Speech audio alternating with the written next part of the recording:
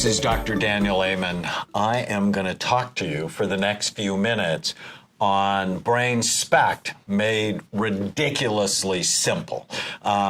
It's a primer on how to read the SPECT scans we do here at Amen Clinics, and we've done them since 1991. And the reason was, well, let's start earlier. 1972, I'm 18 years old, and Vietnam is still going on, and I'm an infantry medic, and that's where my love of medicine was born. But about a year into it, I realized I didn't like being shot at. So I got myself retrained as an X-ray technician and developed a passion for medical imaging. As our professors used to say, how do you know unless you look? And then in 1979, I'm a second-year medical student, and someone I love tried to kill herself, and I took her to see a wonderful psychiatrist, and I came to realize if he helped her, which he did, it wouldn't just help her. It would help everybody in her family, including generations. So I fell in love with psychiatry because I realized it had the possibility to change generations of people. But I fell in love with the only medical specialty that never looks at the organ it treats. And in 1991, I went to a lecture on brain SPECT imaging. And if you take SPECT and combine it with psychiatry, it really created a revolution in my life. The doctor who taught me about SPECT said it's a tool to give psychiatrists more information to help their patients. And so SPECT basically tells us three things: good activity, too little, or too much. And then our job is to balance the brain. So the image on the left, we're looking down from the top, shows full, even, symmetrical activity. The color's not important, it's the shape that matters, and it helps us see healthy and low areas of activity. The image on the right is what we call our active scans, where blue is average activity, and red, or sometimes you'll see red and white, are the most active parts of the brain. And typically in a healthy scan, they're in the back bottom part of the brain because the cerebellum, 10% of the brain's volume, but it has half of the brain's neurons. And so on SPECT, it is typically the most active part of the brain. And I got really excited about the imaging technology, so you can see healthy versus someone who had 2 strokes. SPECT was actually initially designed to look at vascular function in the brain. So the real reason not to smoke is it increases your risk of strokes. SPECT at the time, even currently, was one of the best studies to look at Alzheimer's disease. There are hundreds of studies on Alzheimer's disease on tens of thousands of patients. And the pattern is bilateral, just means both sides, decreases in the parietal lobe, top back part of your brain, and the temporal lobes. So it's the back half of your brain is dying.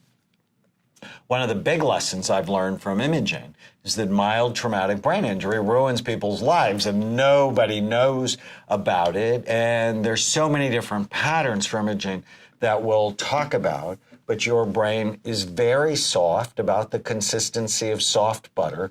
Your skull is really hard and has multiple sharp, bony ridges, and your brain is just easily damaged. 40% of the patients who come to Amen Clinics, they had a significant brain injury in their past. And many people, they just have no idea that that is associated with a high percentage of people who have mental health challenges. Drug abuse, what we see is this pattern we call scalloping, overall decreased perfusion in the brain, and drugs and alcohol, and we'll talk about other causes of this. So the real reason not to use drugs is they damage your brain. So when I saw these awful scans, I brought them home to my 4 children and effectively induced anxiety disorders in all 4 of them.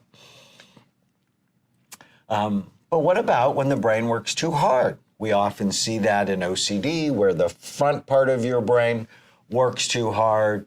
In seizure activity, where we'll see a focal hotspot in the brain, and SPECT initially was used for patients who had seizure disorders. And, one of the questions that I get asked is, well, I can tell clinically. And I'm like, really? How can you tell clinically what is going on in someone's brain? So, no, you can't. SPECT scans help you see the underlying physiology of a patient's brain. So it tells you if it works too hard or not hard enough, if there's a toxic pattern, or if there's trauma. SPECT, one of the big lessons we learned is it taught us that all psychiatric illnesses, schizophrenia, bipolar disorder, depression, autism, ADHD, addictions are not single or simple disorders. They all have multiple types. And so I've written books on ADHD and addiction and anxiety and depression and obesity. You have to know what type their brain is, because that helps to target treatment. SPECT scans help you see if there's been trauma. Again, remember, 40% of patients, the effects of chemotherapy are not good on your brain. Even infections like herpes or Lyme disease, we can often see the chronic damage. Often it'll tell us if our medications are toxic. This is why I don't prescribe benzos hardly at all anymore, because they cause overall low blood flow to the brain. It sort of looks like some of our drug abusers. The SPECT scans help us prevent mistakes, such as you never want to stimulate a brain that's working too hard or calm down a brain that is underactive. That can precipitate a disaster.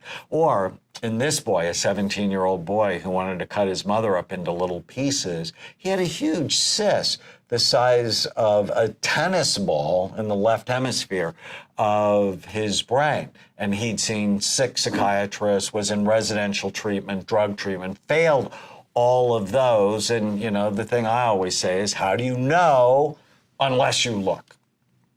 Scans help addicts in so many ways. One, it breaks denial. It can increase compliance. People want a better brain.